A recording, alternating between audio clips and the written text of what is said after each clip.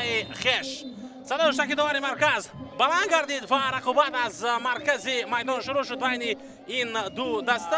تاجران با شخصیت‌هایی که امکانیت دارند در باختر اشاره کرد و گفت شما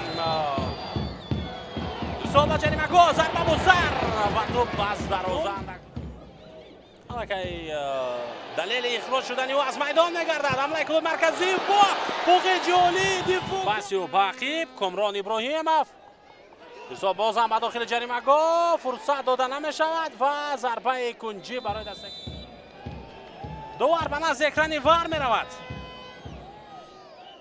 که چی رخ داد آنجا. اینجا بیکتل با پوی محمد دولتов با احتمال زیاد ضربه زد. دوباره به میدان برمیگردد. اشاره به نقطه اجرایش ضربه پنالتی. عبدالخلیل بارانов ضربه در اجرای او و حساب گشوده می شود 0-1. دروازه‌بان به سمت چپ.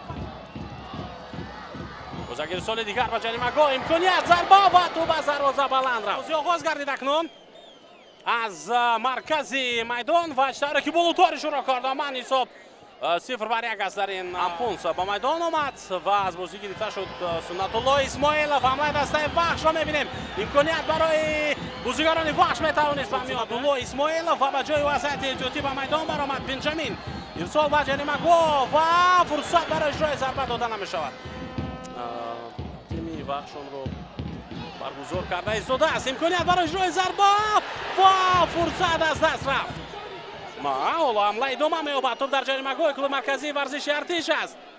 پس باقی ضربه احسان بود با برخورد توپ با ستون دروازه. احتم نظرов ارسال او به جریمه گاه. اسکانیان گزارش را می‌بینیم در جریمه گاه از پای افتید ولی دوباره را می‌کند که این همه ساخته بود. احتم نظرov ارسال او به جریمه گاه. دروازه‌بان برخورد سخت با بازیگر دسته وحش داشت. نزدیکتر می‌شوند فوتبالبازان وحش. ارسال بلند احتم نظرov باز یک پرتاب دیگر. احتم نظرov حرکت‌های او را می‌بینیم جانب جریمه گاه. نظرov چرخشی او و یک ارسال دیگر. اما هجوم کلوب مرکزی ورزش ارتش ضربه سخت و توپ از دروازه بلند. بازیگر ارسال طولانی یاورسکی با توپ در داخل جریمه گاه و امکانیت است برای اجرای ضربه و یک مرحله نو برد. حالا احتم نظرov در جریمه گاه و این دفاعگر با تجربه چیکو ارسال به جریمه گاه. دروازه‌بان آمده ضربه و توپ در داخل دروازه است مگر نه.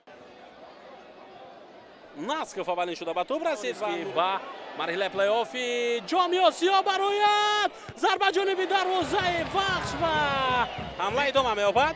تقاضاده بازیگر ارسال بلندی دیگر و آزادانه توپ را به دست دروازه‌بان بخشید. صدای شکیداری مرکز بلند گردید و وحش در خانه خود شکست خورد. اولین